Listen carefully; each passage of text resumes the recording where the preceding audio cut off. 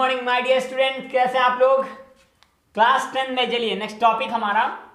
आपने देखिए इसके पहले क्लास 10 के हमने सारे टॉपिक कवर कर लिए हैं ना। आपने कौन कौन से टॉपिक इससे पहले पढ़े हैं? इससे पहले आपने रेसिस्टेंस पढ़ा है, पढ़ लिया। ठीक, कॉम्बिनेशन ऑफ रेसिस्टेंस पढ़ लिया, सीरीज में कैसे होता है, पैरेलल में कैसे होता है। थोड़ा सा और अगर हम इसके बारे में बात करें तो आपने रेसिस्टिविटी पढ़ ली है, करंट पढ़ लिया है, बहुत सी चीज़ें आपने पढ़ डाली है। आपके यहाँ दो टॉपिक और बचा है। एक जो टॉपिक आपके यहाँ बचा है वो है heating effect of electric current, और इसी को जूल्स लॉ ऑफ हीटिंग भी कहते हैं। और एक इलेक्ट्रिक फ्यूज होगा और पावर होगा। तीन टॉपिक आज हमको कवर करने हैं ना। पहला टॉपिक हम देख लेते हैं, हमारा क्या बात है, heating effect of electric current. इसका मतलब आप जाने पहले, किसी चीज़ में करंट जाता है, करंट, ठीक, किसी चीज़ में कंटिन्यू करंट फ्लो हो रहा हो तो कुछ देर बाद वो हीट हो जाता है। हीट होने का मतलब हीटिंग इफेक्ट। इलेक्ट्रिक करंट से किसी ऑब्जेक्ट के हीट होने में क्या पॉसिबिलिटी, क्या मतलब एक रिलेशन होता है। जैसे देखिए, रॉड आपके घर में अगर लगी होगी, जो रॉड लंबी वाली आती है, एक लंबी रॉड आती है ना, जो लाइट शादी वगैरह में लगाई जाती है। आप देखिए, जब आप उसको उसमें तार जब टच कराते हैं, इलेक्ट्रिक मैन जब उसको फ्यूज करते हैं, मतलब तार को कनेक्ट करते हैं, तो आप ध्यान से देखिएगा वो पहले रॉड लप लप करती है एक दो बार, थोड़ा सा मतलब जलती बुझती है, फिर वो अचानक जलती है। आपके घरों में अगर रॉड लगी होगी, देखना वो धीमे धीमे जलती, पहले धीमे जलेगी, हाइलोजन जैसे, पहले धीमे जली, फिर और तेज हुई, फिर बढ़िया एकदम अच्छे जलने लगी। वैसे अपना बल्ब है, बल्ब में एक फिलामेंट लगा होता है, फिलामेंट। जब करंट जाता है पहले वो हीट होता है, बहुत जल्दी हीट हो जाता है, क्योंकि करंट की वैल्यू बहुत ज़्यादा जल्दी है, बहुत जल्दी जल्दी जाती है, बहुत ज़्यादा वैल्यू में करंट पहुंच जाता है, ज़्यादा मैग्नीट्यूड में पहुंच जाता है, तो फिलामेंट गर्म होता है। जब वो हीट होता है तभी वो जलना स्टार्ट करता है। ऐसे आप अपना फ़ोन ले लीजिए, आप फ़ोन को चार्जिंग में लगाइए और फिर आप चलाना शुरू कर दीजिए। कुछ देर बाद आप देखेंगे आपका फ़ोन हीट हो गया है, गर्म हो चुका है। कभी कभी फ़ोन बहुत देर तक लगा रहता है चार्जिंग में तो गर्म हो जाता है। कभी कोई देखो टीवी भी लगातार 8-10 घंटे 12 घंटे लगातार चली हो तो कुछ देर बाद बंद हो जाती है और फिर स्टार्ट होती है।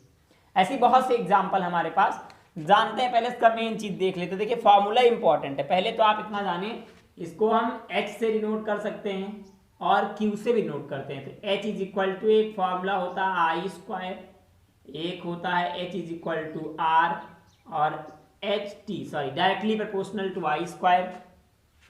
मतलब करंट की वैल्यू जितनी बढ़ेगी हीट उसका दुगना बढ़ेगा। जैसे किसी भी ऑब्जेक्ट में हमने करंट प्रोड्यूस किया 2 एम्पियर, तो उसकी हीट हो जाएगी 4 जूल। मान लो हमने करंट दिया 4 एम्पियर, समझ रहे हैं ना आप, तो उसकी जो हीट है वो हो जाएगी 4 जा 16 जूल। ये इसका मतलब हुआ।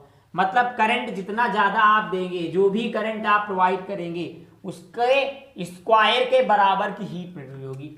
ये है रेसिस्टेंस। रेसिस्टेंस मतलब ये रुकावट पर भी डिपेंड करती है। आप तो जानते ही भाई, जहाँ करंट फ्लो होता है उसके रास्ते में, उसके मार्ग में, उसके पाथ में हम रेसिस्टेंस लगाते हैं। रेसिस्टेंस क्या होता है? करंट को रेसिस्ट करता है, करंट को रोकता है, उसकी स्पीड को धीम करता है, ठीक, डाउन करता है। और ये है टाइम। अब टाइम तो आपको पता ही है कि टाइम इसके जितनी देर तक होगा, भाई देखो कंटिन्यू करंट फ्लो होगा, कंटिन्यू, ठीक, तो कुछ टाइम तो लगेगा ही, कुछ देर तक तो फ्लो होगा ही। तो अगर थोड़ा भी टाइम लगा तो टाइम तो ऐड हुआ ही। तो जितनी देर तक करंट फ्लो हो, जितनी देर तक करंट फ्लो होगा, रेजिस्टेंस वर्क करेगा, बार बार उसको रोकेगा। वर्क कब होगा? काम कब होता है? कोई चीज या तो जा रहा हो तब काम हो, कोई, जैसे मैं जा रहा हूं, तो मैं जा रहा हूं तो मेरे द्वारा काम किया गया, लेकिन आप मुझे रास्ते में बार बार रोके तो आपके द्वारा भी काम किया जाएगा, तो डिवाइस तभी तो हीट होगा। करंट तो लगातार फ्लो हो ही रहा है, टाइम जा ही रहा है, लेकिन रेजिस्टेंस जब उसको रोकेगा तो और वर्क होगा। इसको हम ऐसे भी लिख सकते हैं, H I स्क्वायर RT। इसको हम H इज इक्वल टू के आई स्क्वायर RT भी लिख सकते हैं। सॉरी, आई कैपिटल रहने दें, K इज इक्वल टू आप 1 मान लें तो H is equal to I square RT हो जाएगा। आप चाहे ये लिखें और चाहे एक फार्मूला होता I is equal to V upon R, यहाँ पुट कर दीजिए, तो H is equal to V upon R का होल स्क्वायर इंटू RT। तो ये V square upon R square into RT, square से R कैंसिल, तो क्या, तो ये बचेगा H is equal to V square T upon R. एक फार्मूला ये भी बन सकता है। ठीक, बहुत सारे फार्मूले अपने तरीके से बना सकते हैं, इसमें कोई पूछने जाचने वाली बात नहीं। चलिए, अच्छा, इसे मेरेज करते हैं। फिर आगे बात देखो, इसी को जूल्स लॉ ऑफ हीटिंग भी कहते हैं। इसी को जूल्स लॉ ऑफ हीटिंग भी कहा जाता है, ध्यान रखिएगा। हीटिंग इफेक्ट तो है ही। ये डिफिनीशन आपके पास आ गई होगी, पहले से नहीं आई तो आप पीडीएफ डाउनलोड कर लीजिए, डिफिनीशन लिख लीजिए, लर्न कर लीजिए, कॉन्सेप्ट पे ध्यान जरूर देते रहे ना। इसके बाद देखिए, हम नेक्स्ट टॉपिक यहाँ तक आपने कवर कर ही लिया है। अच्छा, एक बात और आती है, आपने इलेक्ट्रिक बल्ब देखा है कि इलेक्ट्रिक बल्ब में फिलामेंट लगा होता है, उसका हीटिंग इफेक्ट कितना होता है। मतलब इलेक्ट्रिक बल्ब में हम लोग फिलामेंट यूज करते, एक डिवाइस यूज होती है ना, तो गर्म होता है। तो फिलामेंट बहुत जल्दी खराब क्यों नहीं होता है? हम आपको बता दें कि फिलामेंट का melting point of filament wire 3380 degree Celsius होता है, 3380 डिग्री सेल्सियस होता है। ये फिलामेंट का मेल्टिंग पॉइंट है, मेल्टिंग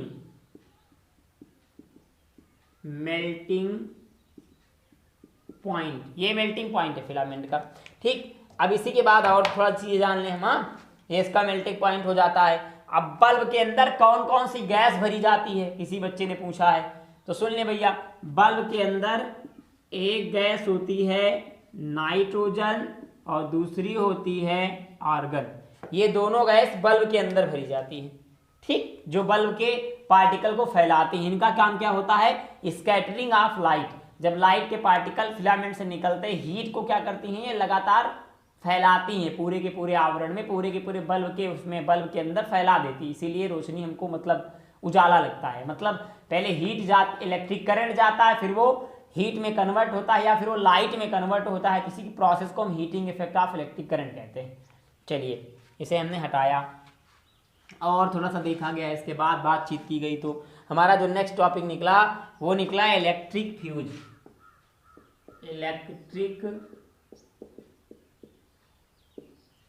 आप जाने, it is a safety device which absorb the maximum current without diffuses.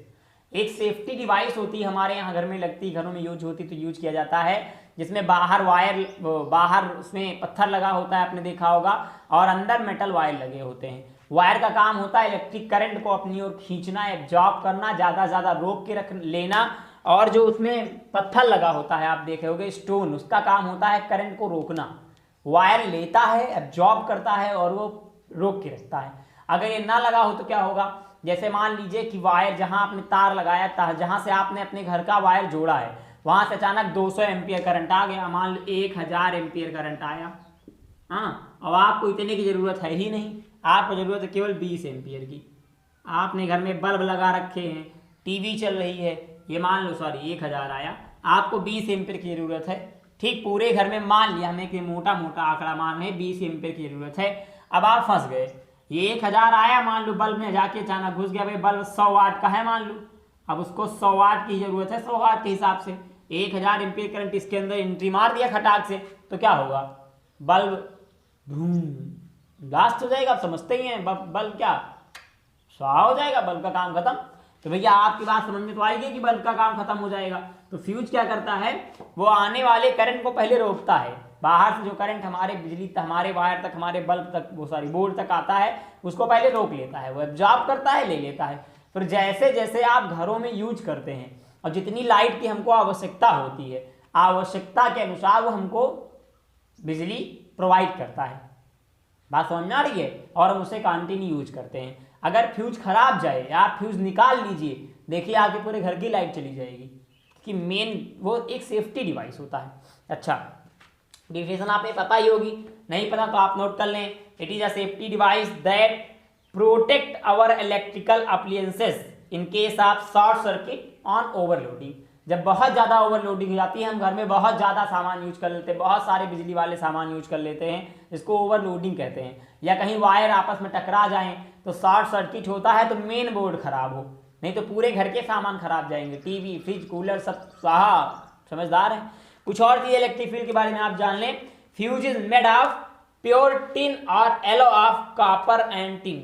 Fuse में जो नीचे अंदर तार लगा होता है वो प्योर एलो कॉपर टिन का होता है, एलो का या कॉपर का या टिन का, प्योर होता है वो। दूसरी इंपॉर्टेंट बात, fuse is always connected in series with the wire, वो हमेशा सीरीज में कनेक्ट किया जाता है। फ्यूज को कभी भी पैरेलल कनेक्ट नहीं करते। सीरीज पैरेलल तो आप पढ़ ही चुके होंगे, एक लाइन में जो जोड़ा जाए वो सीरीज, अलग अलग जो जोड़ा जाए वो पैरेलल। अब एक लाइन और अलग अलग, ये बोर्ड का आप जब पीछे का वायर खोलेंगे, बोर्ड में पीछे बोर्ड में जब आपने यहाँ प्लास्टिक का आवरण होता है उसको जब ऊपर का खोल लेंगे तो उसके अंदर आपको दिखेंगे बहुत सारे स्विच, ऐसे ऐसे ऐसे, तो आपको वहीं दिख जाएगा सीरीज पैरेलल का मतलब समझ में आ जाएगा, पीछे तरफ स्विचेस के जो वो लगे होते हैं। ठीक, अब उसके बाद में नेक्स्ट बात आती है कि fuse has low melting point, इसका मेल्टिंग पॉइंट ऑलवेज लो होता है, लो मेल्टिंग पॉइंट। देन आगे बातचीत है थोड़ी सी, current capacity of flow is slightly higher than of the appliances, किसी भी ऑब्जेक्ट के लिए ये करंट रेसिस्टिविटी इसकी बहुत ज्यादा होती है, करंट एब्जॉर्ब करने की कैपेसिटी बहुत ज्यादा होती है, बहुत बढ़ी हुई होती है। आगे नेक्स्ट हमारा जो टॉपिक है और लास्ट इस चैप्टर का, उसका नाम है इलेक्ट्रिक पावर। और इलेक्ट्रिक पावर भी जान लेते हैं भाई, इलेक्ट्रिक पावर समझो भाई, इलेक्ट्रिक पावर क्या होता है। मेन बात तो आपको जानना इंपॉर्टेंट है, होता क्या है ना।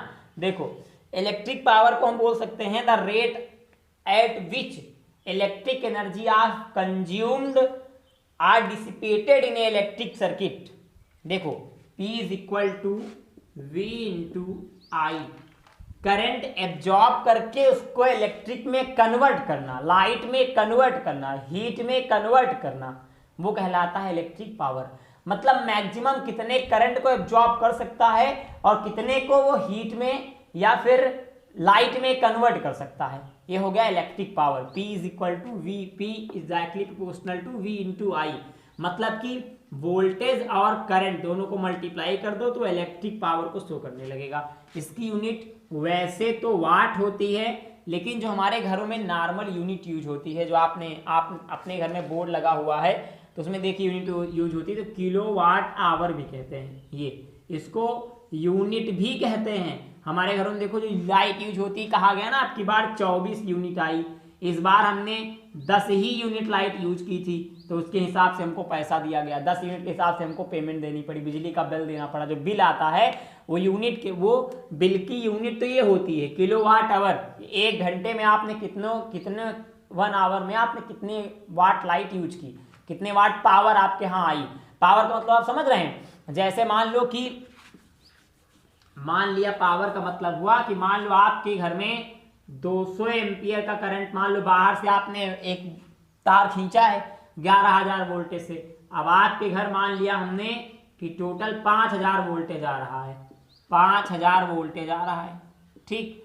लेकिन क्या आपको 5,000 वोल्टेज का पैसा थोड़ी देना पड़ेगा। अब बहुत से लोग खंबे से अपने घर को जोड़े रहते हैं, तार खंबे से खींच लिया, तो क्या पूरे गांव में जो लाइट आ रही है तुम्हें सबका पैसा देना पड़ेगा क्या?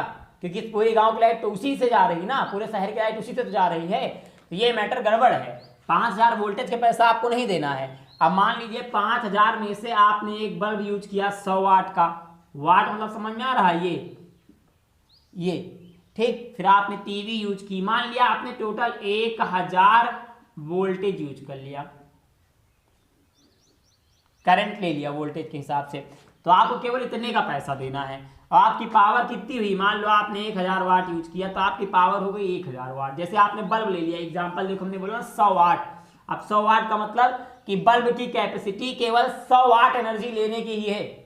100 वाट का मतलब है केवल 100 वोल्ट एनर्जी ले पाएगा बस, इसको ज्यादा एनर्जी नहीं चाहिए। और उसमें देखो लिखा होता है कि कितनी एनर्जी लेगा, आप देखेंगे 100 वाट के वोल्ट में आपको मिलेगा 1.5 एम्पियर, नीचे लिखा होगा उसमें बल्ब में, ध्यान से देखिएगा क्या 0.5 एम्पियर ये लिखा होता है कि ये बल्ब केवल इतने एम्पियर करंट लेता है, केवल इतने एम्पियर करंट लेता है। तो ये इसकी पावर हो गई, यूनिट मतलब औकात जिसको कहते हैं। घर में खाना बहुत सारा बना है, लेकिन आपके खाने की कितनी औकात है। मैं बहुत सारा पढ़ा रहा हूं, लेकिन आपके पढ़ने की कितनी औकात है, ये बात हो गई पावर।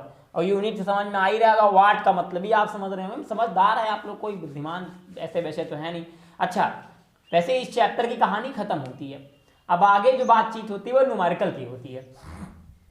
आपके बात बता दे बेटा, देखो जब तक कॉन्सेप्ट क्लियर नहीं करोगे मामला बनेगा नहीं। मैं ये नहीं कह रहा हूं तुम मेरे ही वीडियोस देख के कॉन्सेप्ट क्लियर करो, तुम कहीं से देखो, कोई सोर्स लो, आपका मोटो सिर्फ और सिर्फ पढ़ना होना चाहिए। मैं तो पढ़ा ही रहा हूं, मेरा मोटो पढ़ाना है, आप पढ़े ना पढ़े आपका मोटो पढ़ना होना चाहिए, मैं पढ़ाऊं या ना पढ़ाऊं।